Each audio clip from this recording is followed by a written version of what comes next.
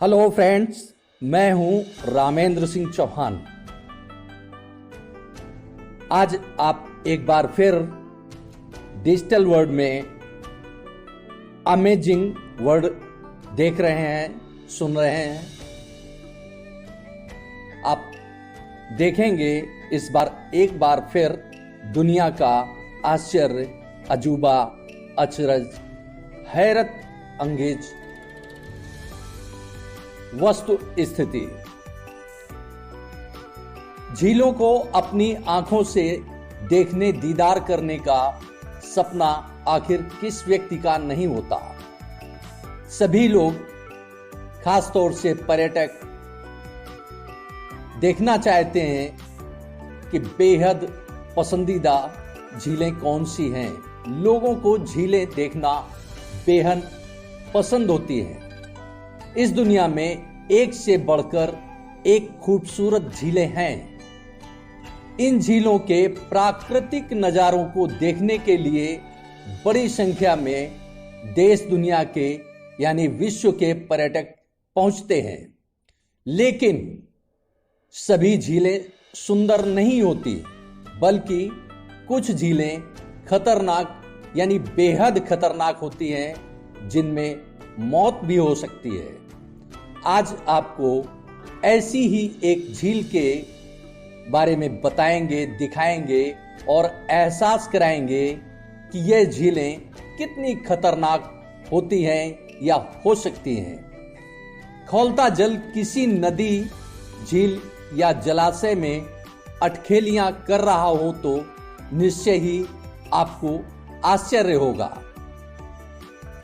जलधारा तो सामान्य शीतलता का संदेश देती है, लेकिन दुनिया अपने आगोश में रहस्य, अचरज व आश्चर्य के खजानों को लंबे श्रृंखला में छिपाए है।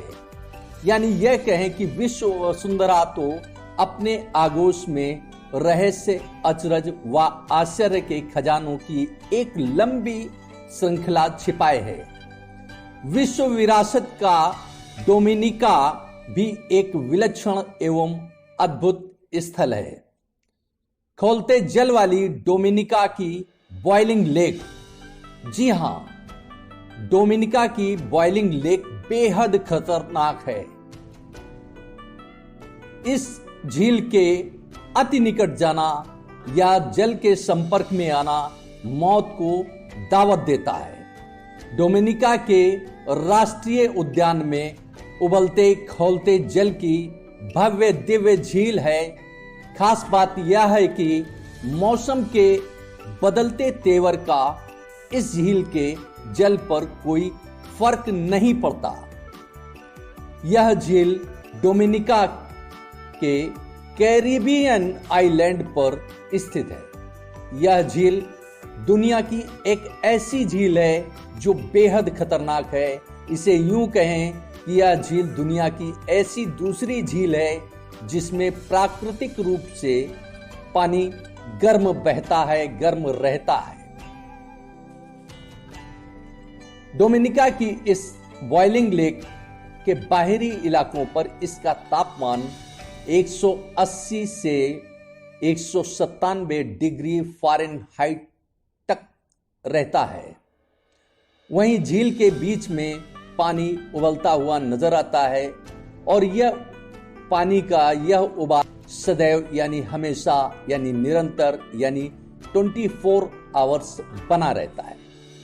डोमिनिका के मोरेन ट्रोइस पिटन्स राष्ट्रीय उद्यान में स्थित इस बॉइलिंग लेक को देखने और इसकी आबो हवा को महसूस करने, अनुभव करने बड़ी संख्या में दुनिया के पर्यटक आते हैं।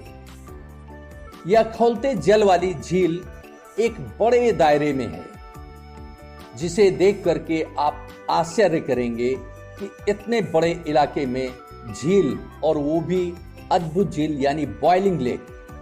इस झील के ऊपर आमतौर पर भाप के बादल छाए रहते हैं। वनस्पति वैज्ञानिकों ने इसकी गहराई 60 मीटर से भी अधिक बताई है। खास यह है कि तालाब का पानी भूरे नीले रंग का है, जिसके ऊपर हर वक्त धुएं जैसे बादल उड़ते रहते हैं। कहा जाता है कि इसके नजदीक स्थित ज्वालामुखी के लावे से निकलती भाप इसके गर्म होने का कारण है। झील का जल कभी शांत नहीं दिखता। झील का भूरा व नीला जल सदैव हमेशा बुदबुदाता रहता है, बुदबुदाता दिखता है, जैसे पानी खौल रहा हो, नीचे कोई तापमान चल रहा हो और पानी ऊपर खौल रहा हो।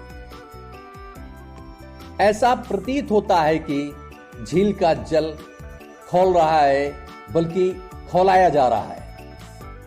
विशेषज्ञों की माने तो इस विलक्षण झील को वर्ष 1870 में देखा गया था। इस झील के निकट दो अंग्रेज वाट एवं डॉक्टर निकोल्स काम कर रहे थे। तभी उन्होंने इस झील की विलक्षणता को देखा।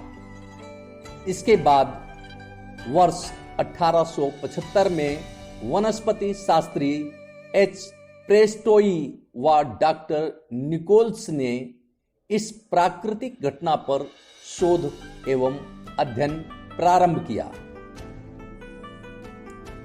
जल के तापमान को मापा गया तो पाया गया कि इस खौलती झील का जल 197 डिग्री फ़ारेनहाइट तक पाया गया।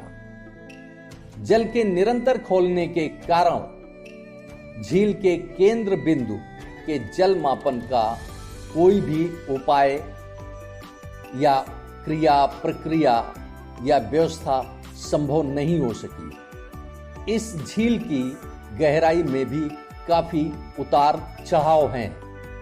विशेषज्ञों की दृष्टि में 1870 के दशक में विलक्षण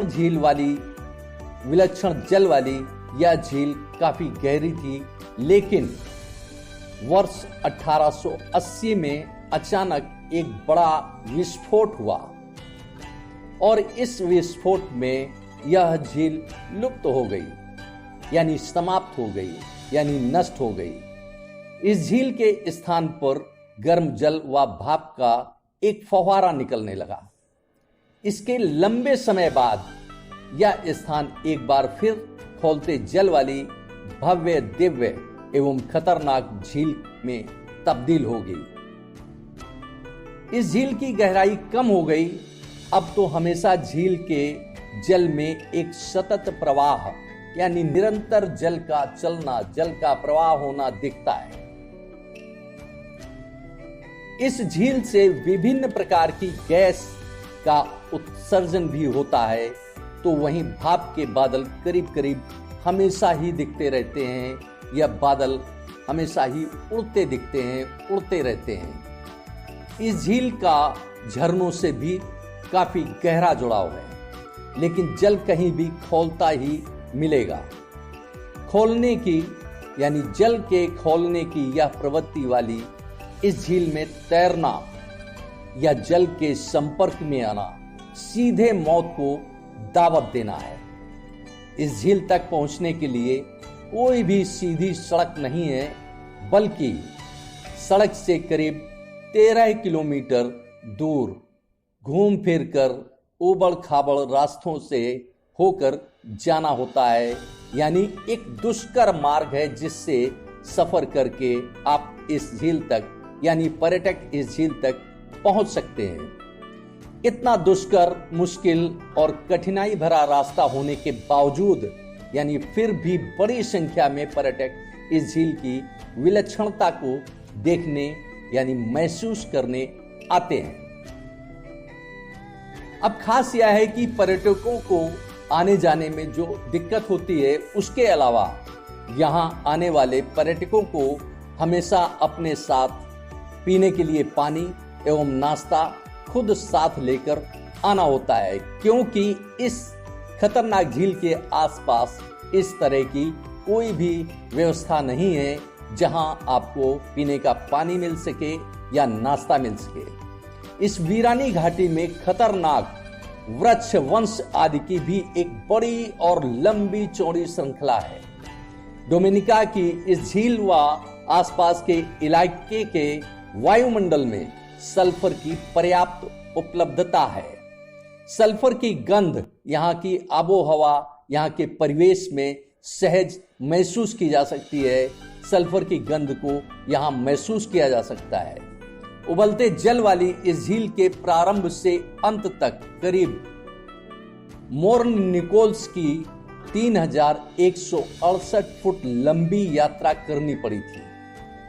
विशेषज्ञ मानते हैं कि इस खौलते जल वाली झील के बेसिन अर्थात तल में पिघला लावा जैसा कोई ज्वलनशील पदार्थ है, कोई ज्वलनशील तत्व है। यह लावा गैसों का भी उत्सर्जन करता है। झील का भूरा व नीला जल खाना पकाने के लिए आसानी से उपयोग में लाया जा सकता है। इस वीरानी घाटी के ही नाम से जाना भी जाता है, पहचाना भी जाता है, कहा भी जाता है। यह बॉइलिंग लेक ज्वालामुखी क्षेत्र में आती है। विशेषज्ञों की माने तो साहसिक फिल्म निर्माता जॉर्ज कारओनिस रस्सियों के सहारे इस झील को पार करने वाले पहले यानी प्रथम व्यक्ति बने। खौलते जल वाली यह बॉइलिंग लेक वैमांगू घाटी पर स्थित है। इस झील को देखने, महसूस करने या इसके संपर्क में आने से पहले कई बार सोचना पड़ेगा कि यह कितनी खतरनाक है, यानी सीधे मौत को दावत देती है यह बॉइलिंग लेक। आपने इस खतरनाक झील के बारे में देखा, सुना, महसूस किया। आपको यह वीडियो कैसा लगा आप अवश्य बताएं। वीडियो अच्छा लगा तो इसे शेयर करें, लोगों को बताएं और हमारे चैनल को सब्सक्राइब करें। Thank you.